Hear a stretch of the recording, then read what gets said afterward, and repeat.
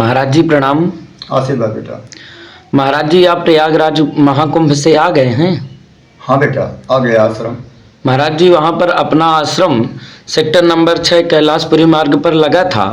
आपसे मिलने के लिए मैं बहुत ही कोशिश किया, लेकिन अपार भीड़ होने के कारण आपका दर्शन नहीं हो सका।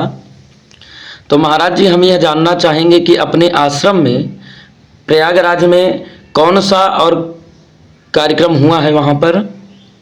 बेटा, जैसे मैं हमेशा जब से तारापीठ पश्चिम बंगाल से आया हूँ, प्रयागराज की पावन भूमि पर जाकर गंगा मैया यमुना मैया की गोद में एक नन्हा सा बच्चा बनकर 1 महीना 1.5 महीना व्यतीत करता हूँ, उसी प्रकार इस बार तो महाकुंभ था जो 144 साल के बाद आया है। इस साल गंगा जी, यमुना जी और सरस्वती मैया तीनों माताएं जहाँ मिलती हैं, जिन्हें त्रिवेणी कहते हैं, वहाँ अमृत था।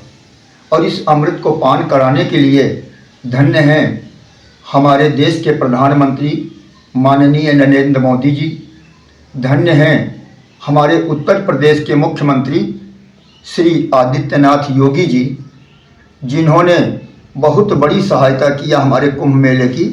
और इस बार एक नई अनुभूति प्रत्येक संतों को, प्रत्येक हिंदुओं को ही कि सनातन क्या होता है। जो अपार भीड़ इस वर्ष थी, ये अभी तक कभी नहीं हुई और मैं बहुत प्रसन्न हुआ। हालांकि मेहनत बहुत पड़ी है बेटा। मैं मकर संक्रांति के दिन से नित्य भंडारा जो मेरा चलता है आश्रम में, भंडारा का कार्यक्रम चला। लगभग 20,000 या 25,000 50,000 जो हूँ, मैं गिनती नहीं किया हूँ।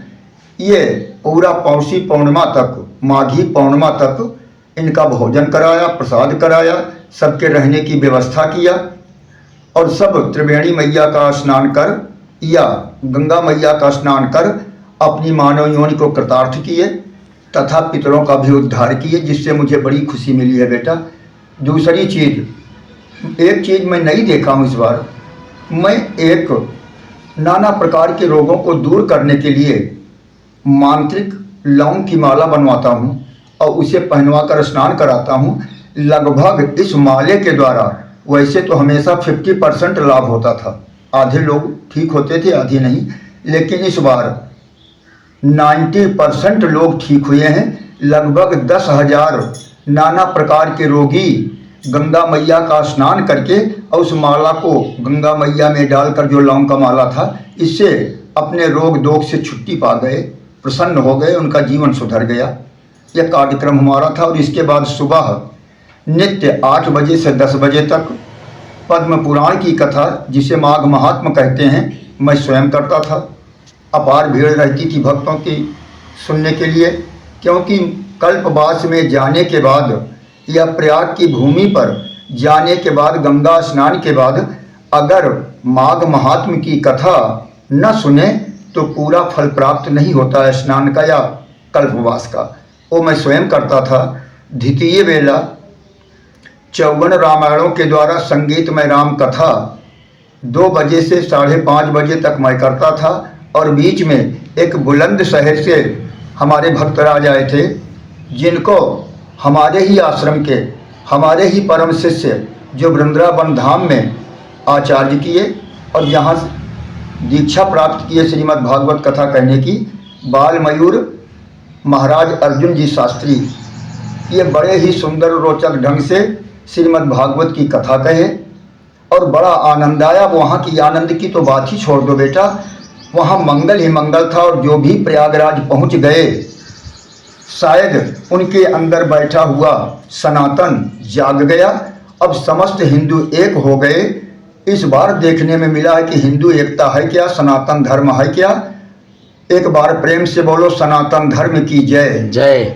और क्या पूछना चाहते हो बेटा? महाराज जी आप बहुत अस्वस्थ दिख रहे हैं, तो क्या आप अपने स्वास्थ्य के सुधार के लिए कुछ दवा औषधि ले रहे हैं? देखो बेटा, मैं वृद्ध हूँ।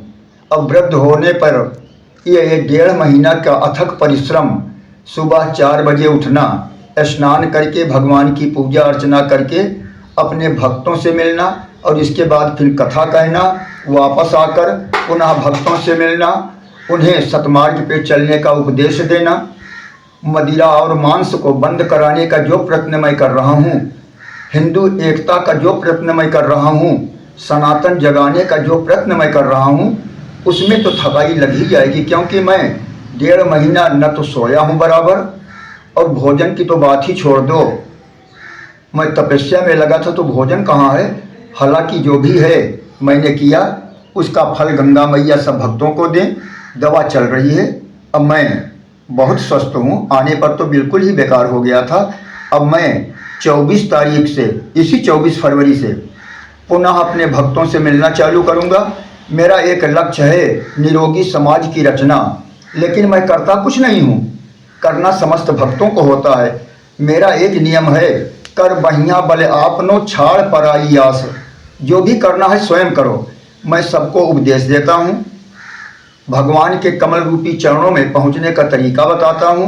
हमारे भक्त तो तरीका अपनाते हैं और स्वस्थ होकर अपने पितरों का भी उद्धार करते हैं, रोग दोग से मुक्त होते हैं। और जो मदिरा या मांस का भक्षण कर लेते हैं, पराई नारियों पे कुदृष्टि करते हैं, उन्हें कोई लाभ नहीं होता। इसलिए मैं बार बार यही कहता हूँ, मदिरा मांस का त्याग कर भगवान भैरव के कमल रूपी चरणों में लग जाओ। इसके बाद जीवन में मंगल ही मंगल होगा, अमंगल आपके जीवन में नहीं आएगा। मैं 24 फरवरी से 8 फरवरी मार्च तक यहाँ मरीजों से मिलूँगा। 9 मार्च को मैं यहाँ से नासिक दर्शन के लिए जाऊँगा। पंचवटी नहीं देखा हूँ, वहाँ दर्शन लाभ करूँगा। पंचवटी पहुँचूँगा और वहाँ से गोवा जाऊँगा। गोवा के बाद अन्य भी कहीं जाना है, यानी मैं 18 मार्च तक बाहर रहूँगा। 19 मार्च को आकर पुनः अपने भक्तों की सेवा में लग जाऊँगा। फिर नवरात्रि तक आश्रम में ही रहूँगा। अभी उम्मीद यही है, बीच में कोई प्रोग्राम बन जाए तो बात अलग है।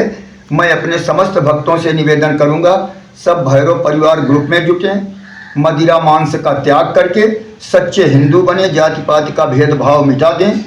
अब तो जाग जाएं, हिंदू एकता से बढ़कर कोई एकता नहीं है। हमें हिंदू बनकर समस्त हिंदुओं को अपना सगा भाई मानकर अपने सनातन धर्म की रक्षा करना है और हर हर गंगे बोलना है।